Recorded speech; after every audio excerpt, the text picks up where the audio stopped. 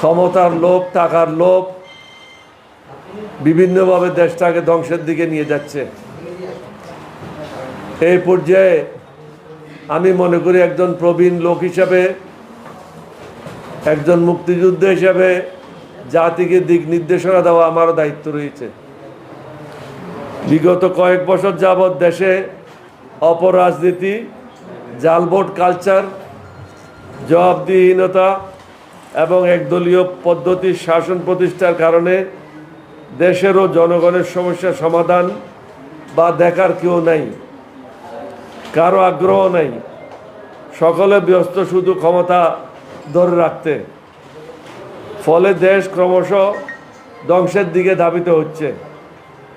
পৃথিবীর সর্বমোট 143টি দেশে জরিপ করা হয়েছে, তাও আবার জাতিসংঘের তত্ত্বাবধানে। তারা সুখী দেশের তালিকা প্রকাশ করেছে। এতে বাংলাদেশের বর্তমান অবস্থান 129তম, যা গত বছর ছিল 118তম। এতে বোঝা যায় বর্তমান সরকার পর্যায়ক্রমে আমাদেরকে কোথায় নিয়ে যাচ্ছে।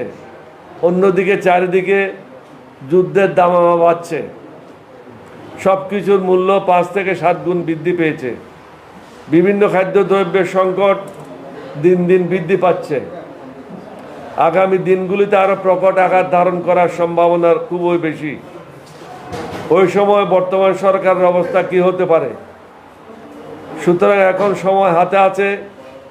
মনে রাখতে হবে, আমরা কেউ চিরদিন বেঁচে থাকার বিষয় নিয়ে পৃথিবীতে আসি নাই।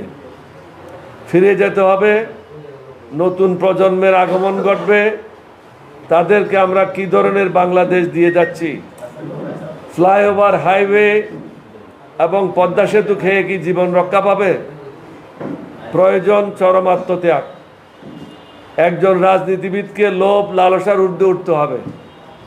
হারাম রোজগার থেকে বিরত থাকতে হবে। ন্যায় পরায়ণ হতে হবে। ন্যায় বিচারক হতে হবে। কারো প্রতি কোনো বৈষম্য করবে না। মানুষকে কষ্ট দেবে না। সকল প্রকার অন্যায়ের প্রতিবাদ করবে। দেশপ্রেমিক হবে। দেশপ্রেম ইমানের অঙ্গ। মিথ্যা কথা বলা বা মিথ্যার আশ্রয় নেওয়া থেকে বিরত থাকতে হবে। সকল ক্ষেত্রে স্বচ্ছতা ও জবাবদিহিতা নিশ্চিত করতে হবে। আইন সকলের জন্য সমানভাবে প্রযোজ্য হবে। বিনয়ী হতে হবে। সমাজে একে অপরের সাথে সুন্দর সম্পর্ক বজায় রাখতে হবে। নিজের বিবেকের কাছে সকলকে জবাবদিহি করতে হবে। সমাজে মনুষ্যত্ব ফিরে আনতে হবে। সত্যের পথে থাকতে হবে। কঠোর হস্তে দুষ্টের দমন করতে হবে। আল্লাহ এবং রসুলের নির্দেশিত পথে নিজকে পরিচালিত করতে হবে। এছাড়া দেশ কখনো সঠিক পথে আসবে না। কিন্তু বর্তমান দেশের বাস্তব অবস্থাটা কি? শেয়ার মার্কেটে টাকা লুটপাট, ঋণ নিয়ে দেশের বাইরে টাকা পাচার, সরকারি প্রকল্পের টাকা লুটপাট, যন্ত্রপাতি ক্রয়ের নামে টাকা লুটপাট, ওষুধ কেনার নামে টাকা লুটপাট, সকল প্রকার ক্রয়ের মাধ্যমে টাকা লুট, প্রত্যেকটি কাজের জন্য ঘুষ গ্রহণ, বেসরকারি মেডিকেল কলেজে ছাত্রছাত্রী ভর্তির সময় অতিরিক্ত টাকা আদায়, আমদানি রপ্তানির মাধ্যমে টাকা পাচার, গার্মেন্টের মাধ্যমে টাকা পাচার, ভালো বদলির জন্য বড় অঙ্কের টাকা ঘুষ দিতে হয়, এমপি পদ পাওয়ার জন্য এবং নির্বাচিত হওয়ার জন্য ঘুষ দিতে হয়, চেয়ারম্যান মেম্বার হওয়ার জন্য দলীয় গুন্ডাদের টাকা দিতে হয়, বিচার পাওয়ার জন্য টাকা দিতে হয়। শিক্ষা ও স্বাস্থ্য ব্যবস্থাকে পরিকল্পিতভাবে ধ্বংস করা হয়েছে। অর্ধশিক্ষিত লোকেরা স্কুল কলেজের সভাপতি। সমাজের নীতি নৈতিকতা প্রায় ধ্বংস। অনৈতিক কাজ নিত্যদিনের ঘটনা। এতে শিক্ষা প্রতিষ্ঠানও বাদ নাই। প্রয়োজন মনুষ্যত্ব ফিরে আনা। এতে দেশ এগিয়ে যাবে। দেশের শান্তি শৃঙ্খলা ফিরে আসবে। যুব সমাজের জন্য নতুন নতুন সুযোগ সৃষ্টি হবে। মনে রাখবেন এবং বিশ্বাস করতে হবে, আমাদের দেশ গরিব নয়। মনুষ্যত্ব ফিরে আসলে সবকিছু সঠিক পথে চলবে। বিশ্লেষণ করতে হবে কেন একে একে আর্থিক প্রতিষ্ঠানগুলি ধ্বংস হয়ে যাচ্ছে, দ্রব্যমূল্য সরকারের নিয়ন্ত্রণের বাইরে, কেন জনগণের ক্রয় ক্ষমতা ব্যাপকভাবে হ্রাস পেয়েছে, আমদানি রপ্তানি বৈদেশিক মুদ্রা অর্জন দ্রুত হ্রাস পাচ্ছে, নতুন বিনিয়োগ নাই, দেশীয় মুদ্রা এবং ডলার সংকট প্রকট, সর্বোপরি সরকারের উপরে জনগণের আস্থা নাই, গভীর উদ্বেগের কারণ। অন্যদিকে চাঁদাবাজি সর্বত্র, যুব সমাজের ভবিষ্যৎ অন্ধকার, চাকরির ক্ষেত্রে সংকুচিত, সমাজে মাদক এবং ইয়াবার ব্যাপক হারে বিস্তৃতি পেয়েছে, মানুষকে বিপদগামী করছে। বর্তমান সরকার দলীয়করণের নিকৃষ্ট উদাহরণ সৃষ্টি করেছে, এতে দুর্নীতি সমাজের রন্ধ্রে রন্ধ্রে প্রবেশ করেছে। সুতরাং বুঝতে হবে, এক ব্যক্তির ইচ্ছায় বা বন্দুক দিয়ে কখনো দেশ বেশি দিন চলতে পারে না। সমষ্টিগত মানুষের মতামতের ভিত্তিতে দেশকে পরিচালিত করতে হবে। তার জন্য প্রয়োজন জনগণের সম্পৃক্ততা, জনগণের মতামত জানানোর উৎকৃষ্ট পন্থা অবাধ, নিরপেক্ষ, সুষ্ঠু এবং শান্তিপূর্ণভাবে সকলের অংশগ্রহণের মাধ্যমে জাতীয় সংসদ নির্বাচন অনুষ্ঠান। আশা করি বঙ্গবন্ধু কন্যা এই সত্যগুলি অনুধাবন করে অনতিবিলম্বে নতুনভাবে সকলের নিকট গ্রহণযোগ্য পন্থায় জাতীয় সংসদ নির্বাচন অনুষ্ঠানের ব্যবস্থা গ্রহণ করে জাতিকে সঠিক পথে চলার পথ সুগম করবেন।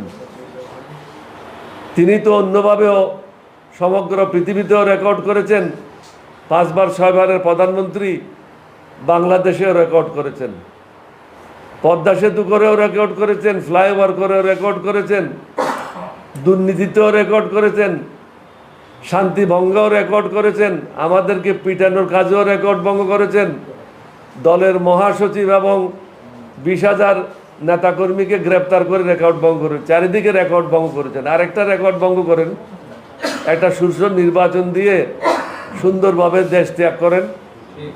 সর্বশেষ রেকর্ডটা যদি ভঙ্গ করে যেতে পারেন, আপনাকে, আপনার পিতাকে সবাই স্মরণ করবে।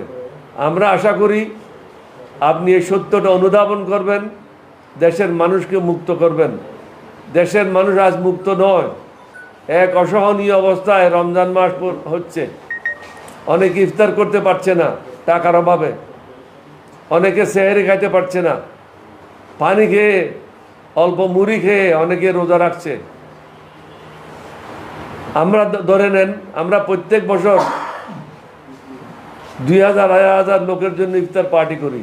এবছর আমাদের পক্ষে 50 জনের বেশি লোকের জন্য ইফতার পার্টি করা সম্ভব হচ্ছে না, টাকা নাই। তাহলে সাধারণ মানুষের অবস্থা কি?